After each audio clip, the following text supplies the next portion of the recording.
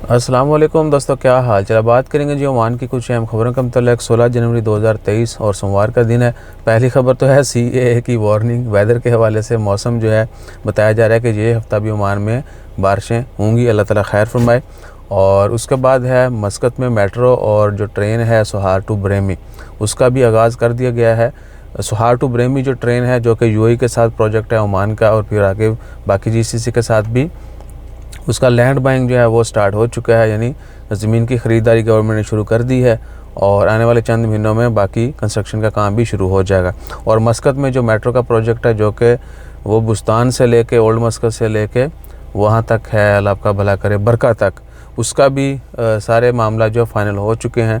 बस next phase का जो है काम स्टार्ट होना है और वो भी एक्सपेक्टेड है कि 2023 में ही फ़िज़िकल ऑन ग्राउंड जो है वो काम शुरू हो जाएगा। उसके बाद फ़िलहाल कोई बड़ी खबर नहीं है ओमान की। जैसे फिर दिन में मज़ीद खबरें आती हैं वो आपके साथ शेयर करेंगे। अपना ख्याल रखिएगा, दुआ में याद रखिएगा। जज़ाकल्लाह, अल्लाह हाफ़िज़।